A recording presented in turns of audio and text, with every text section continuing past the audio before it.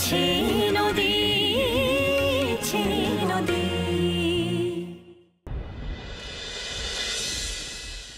মেঘলা আমার সঙ্গে যেতে চায় না, না আপনি মেঘলাকে আমার সঙ্গে যেতে দেবেন না, কোনটা? আমি চাই না মেঘলা তোমার কাছে ফিরুক।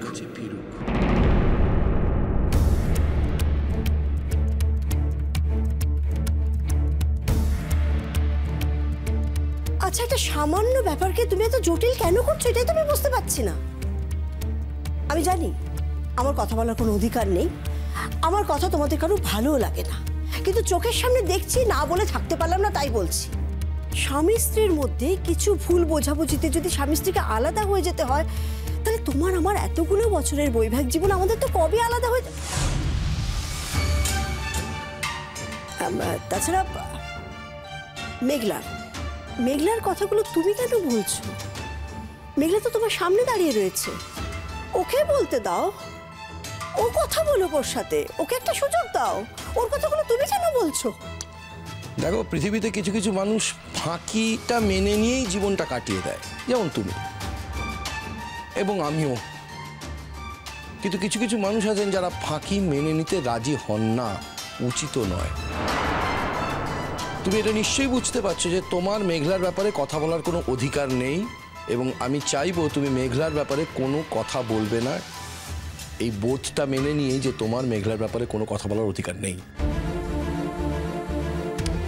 তবু তুমি বলছো, আমি শুনছি, কারণ তুমি মেঘলার ব্যাপারে কথা বলতে চাইছো, সেটাকে আমি সম্মান করছি বলে। আপনি বোধহয় প্রয়োজনের থেকে একটু বেশি ভেবে ফেলছেন আঙ্কেল। আমার আর মেঘলার মধ্যে কিন্তু সেপারেশন হওয়ার মতন কিচ্ছু হয়নি। আমি যদি সত্যি বেশি ভেবে ফেলে থাকি তাহলে আমি দুঃখিত। তবে আমি একটা কথা বলবো যে আমি না ভাবতে চাইনি, আমাকে ভাবতে বাধ্য করিয়েছো, এবং আমি আমার ভাবনা থেকেই যে কথাগুলো বলা সে কথাগুলো তোমাকে বলেছি এবং ওকেও বলেছি। আর মেঘলা, আমি তোমাকে বলছি মা, কোনো মেয়েকে জীবনের মধ্যে ঢুকো না, কোনো মেয়েকে জীবনকে গ্রহণ করো না মা।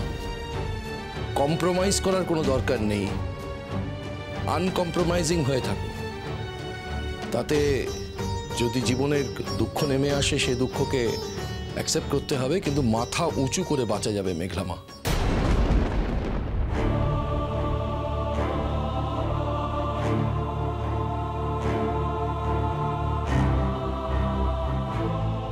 আমি শুধু এইটুকুই বললাম। আঙ্কেল,